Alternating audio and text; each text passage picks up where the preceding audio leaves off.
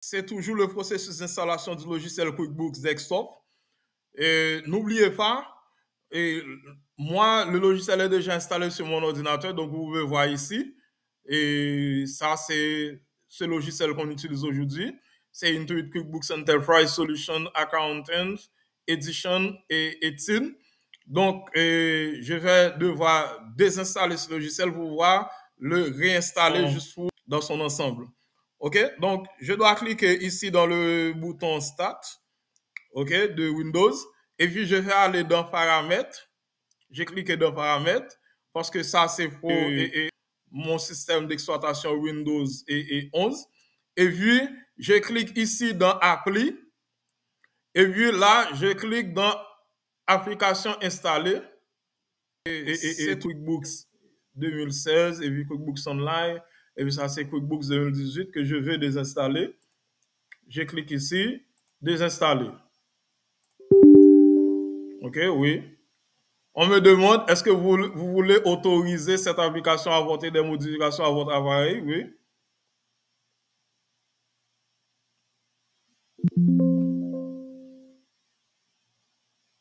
Je fais Next. OK, je dis Remove. Yes, total, no. OK, Remove. Donc, j'attends, le processus se termine. Oui, donc on nous dit ça, c'est fini. OK, c'est fini. Si vous regardez bien ici, maintenant, il nous reste que deux logiciels et QuickBooks. Donc, là, je ferme et puis je vais chercher le setup pour pouvoir le réinstaller. OK, et je clique, je vais chercher là où le logiciel est. OK, reste dans mon bureau et puis ici, je clique sur, je cherche Intuit. N'oubliez pas, je vous ai dit, Intuit, c'est le fournisseur de QuickBooks. OK, là, je double-clique. Et puis, comme je vous ai expliqué dans la note, et dans le document et processus d'installation du logiciel, donc la première chose, c'est d'identifier le setup. Et puis la deuxième chose, c'est d'identifier là où se trouvent les trois numéros. D'abord, c'est le numéro de licence. OK, voici le numéro de licence. Le numéro de licence. Le numéro de licence, c'est ça. Et puis, deuxième numéro qu'on doit identifier, c'est Products. OK, c'est Products. OK, le numéro de produit.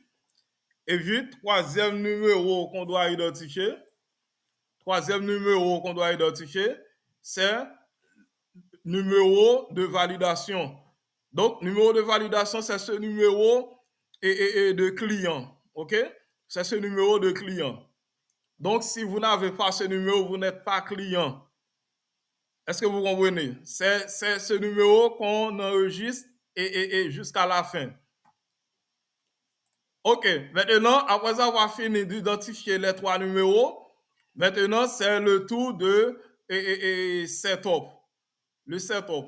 On doit cliquer deux fois sur le setup pour lancer le processus d'installation.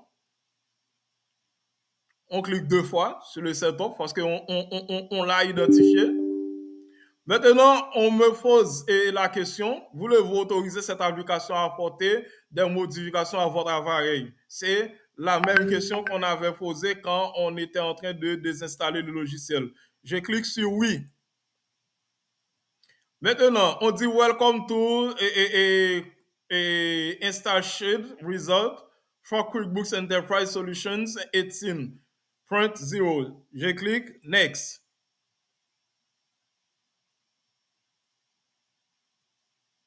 Maintenant, j'attends. J'attends le processus.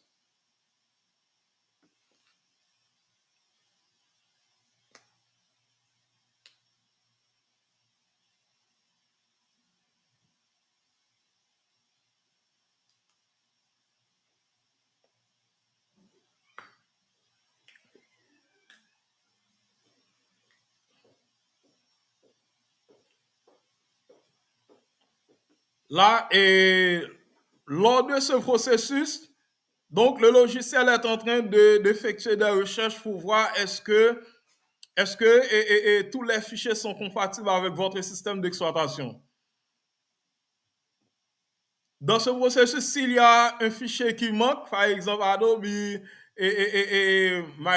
Microsoft et tant d'autres fichiers, donc s'il y a des fichiers qui manquent, le processus va arrêter au coup d'août.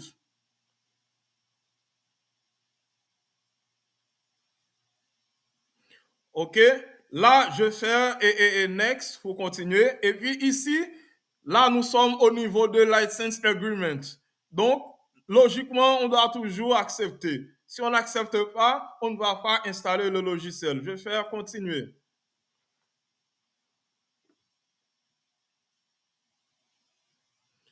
Regardez bien, comme c'était déjà installé sur mon ordinateur, donc le système a déjà sauvegardé ses numéros.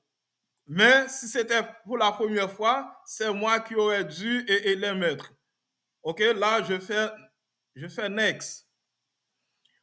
OK, c'est ça que je viens de vous expliquer ici dans le document et que j'avais fait des photos, des screenshots pour vous expliquer ce processus. Donc ici, ces trois étapes. Donc, la première option, on vous demande est-ce que vous voulez enregistrer le logiciel seulement sur votre ordinateur. Et la deuxième option que souvent qu'on a choisi, donc est-ce que vous voulez enregistrer le logiciel sur votre ordinateur et vous souhaiteriez à l'avenir utiliser le logiciel en réseau. OK? Donc là, c'est la deuxième option souvent qu'on a choisi. Et puis, la troisième option, I will not be use a QuickBooks desktop on this computer. Okay? I will be storing our company a file here so it can be shared over our network. Ça veut dire que deuxième et troisième option, nous va choisir le moment là. Est-ce que vous comprenez? Donc, c'est deuxième option que souvent que nous choisissons. C'est deuxième option souvent que nous choisissons. OK? Nous cliquons sur Next. Maintenant, ici, n'oubliez pas que le logiciel était déjà enregistré, était déjà installé sur l'ordinateur. Donc, ordinateur, dans mémoire, il connaît que le logiciel ça a été déjà installé. Lui dit, est-ce que vous voulez upgrade lui ou bien moi je voulais procéder à installation. Le fait que j'ai une version 2016 là qui est déjà installée, QuickBooks Mondev, est-ce que moi je voulais remplacer version 2016 là par version 2018 là? C'est ça que moi dis. Est-ce que moi je voulais remplacer version 2016 là par version 2018 là? Moi je dis non. Et puis, je vais continuer l'installation. Donc, là, on petit temps.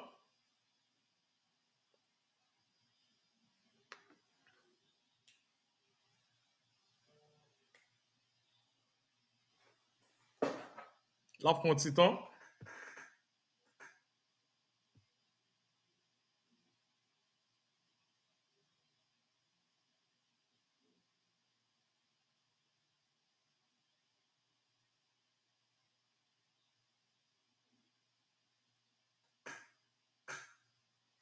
Pas oublier de dire nous, préparer les questions.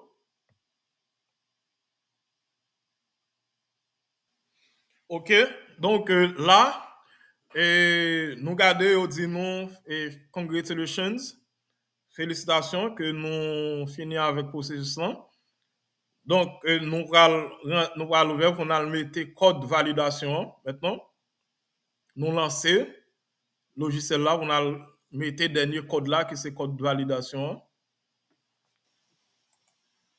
OK, donc logiciel là lancé. Pour nous mettre code de validation, qui côté nous aller, nous cliquer dans help. OK, là nous finissons cliquer dans help et puis nous allons aller dans manage my license. OK? Donc, nous-mêmes, dans le cas nous, nous avons rentré code de validation, c'est ça qu'il faut que nous va obligé de rentrer là encore. Parce que nous avons gagné, même pour montrer nous qui côté nous devons aller, nous-mêmes pour nos cas. Et vu si nous voulons upgrade tout, nous va client, va nous va client, nous va upgrade. OK? Étant donné que l'installation fin faite, qu'on y a là, moi-même, moi, je ouvrir Internet, moi. Je connecter Internet, moi. Parce que je finis avec l'installation.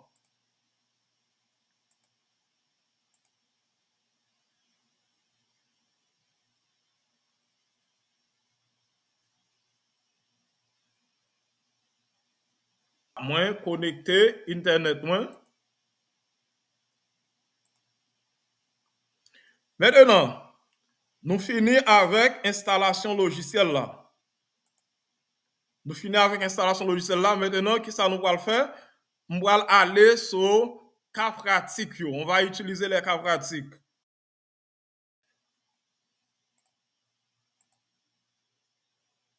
OK, on va utiliser les cas pratiques. Ici, on a une liste des comptes pour l'entreprise Expo Entrepreneur Expert Conseil à la date du 31 décembre 2022. On dit veuillez l'enregistrer dans le logiciel QuickBooks. Et QuickBooks, là on dit QuickBooks Online, mais on va utiliser QuickBooks Desktop. OK? On va utiliser QuickBooks Desktop. Au 1er janvier 2022. Pour ce faire,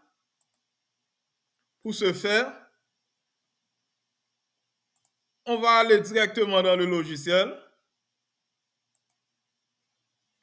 On va d'abord enregistrer les informations de l'entreprise Extraordinaire Expert Conseil. On va create a new company. Regardez bien ici. Let's get your business set up quickly. Donc, vous comprenez bien l'anglais. Donc, on veut aller à travers Express Start ou Detail Start. Là, c'est pour plus rapide. Là, c'est pour plus compréhension. Là, on a plus d'étapes pour nous franchir pour nos cas et enregistrer informations personnelles de l'entreprise noire. Donc, moi, je préfère aller dans Detail Start. Arrivé dans Detail Start. OK, arrivé dans Detail Start. Le nom de l'entreprise, on dit company name, legal name. Yo tous les deux concernés non entreprise là. Mais, on va poser une question ça. Qui ça nous entend pas company name and legal name? Company name and legal name, j'aimerais prendre cet exemple de Digicel. Tout le monde connaît Digicel. Digicel a deux noms. Digicel a un nom commercial et un nom qui c'est un nom de raison sociale. Ça veut dire quoi? Moi, quand j'étais chef comptable ou du moins comptable au sein des institutions, moi, j'ai l'habitude de préparer des chèques pour Digicel. Mais c'est quel nom que j'avais l'habitude d'utiliser? Est-ce que c'est Digicel ou du moins et un autre nom? Oui, un autre nom. Qui c'est Unigestion Holding SA. Unigestion Holding SA qui c'est le nom de raison sociale. C'est ce nom que j'avais l'habitude d'utiliser pour préparer des chèques pour Digicel. Mais ce n'est pas Digicel qu'on mettait dans les chèques qu'on préparait, mais plutôt Unigestion Holding SA. Mais pour Exxon Entrepreneur Expert Conseil, on n'a pas de nom, puisque Exxon Entrepreneur Expert Conseil coïncide avec le nom raison sociale, puisque c'est une entreprise individuelle. Donc, on avait fait et déposé un statut au sein du ministère du Commerce. Est-ce que vous comprenez? C'est quand on préparait un statut, OK, au niveau du statut, c'est là qu'on met et on nous demande la raison sociale. Est-ce que vous comprenez? Le nom commercial et la raison sociale. Mais quand c'est souvent, quand c'est pour les institutions et SENC, qui c'est société en nom collectif, donc souvent on utilise le nom de l'un des associés. Et puis on dit Bernard Eco pour la raison sociale. Au niveau du ministère du Commerce, Bernard Eco. Ou du moins un autre nom des associés Eco. OK? Donc là, c'est coïncidé, c'est EXO, entrepreneur, expert conseil.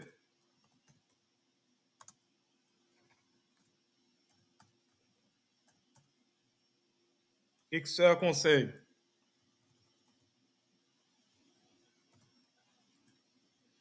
OK? Je fais un copy fast ici. C'est le même nom.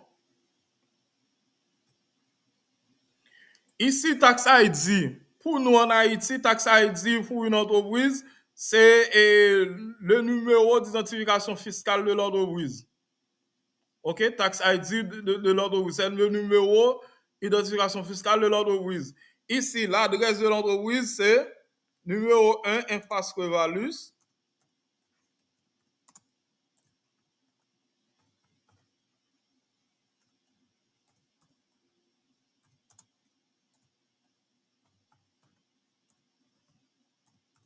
C'est le 23.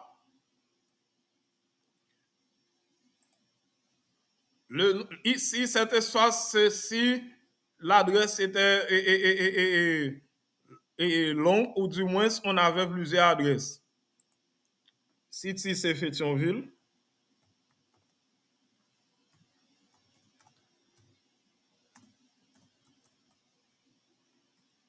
State, c'est pour Haïti, on a fait state. Zip code, on a fait zip code pour cette adresse. Et puis ici, country, là, on ne va pas trouver Haïti, on va prendre order. Téléphone, c'est 36 68 19 53. Fax, on n'a pas de numéro fax. Adresse email, c'est expo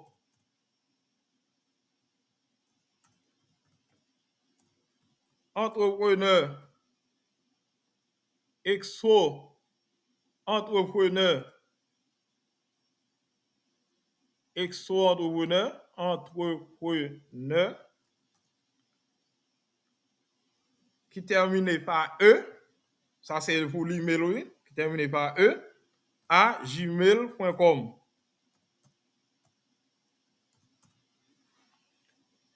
Site web, donc oui, Exo Entrepreneur avait un website, mais pour le moment, c'est suspendu. OK, donc on fait continue. Là, regardez bien ici, on vous demande Select Your Industry. C'est là, vous allez choisir, vous devez choisir dans quel secteur votre entreprise se trouve. OK? C'est votre secteur d'activité.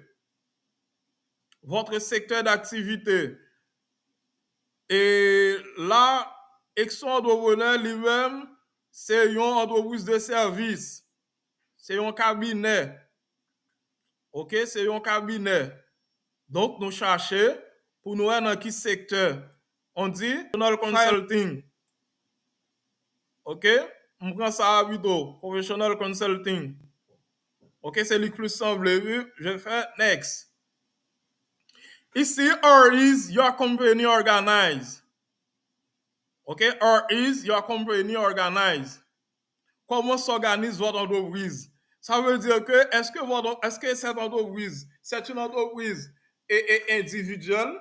Est-ce que c'est une entreprise à société de personnes? Nous nous arrêtons ici pour cette séance. Rendez-vous dans une huitaine. Merci.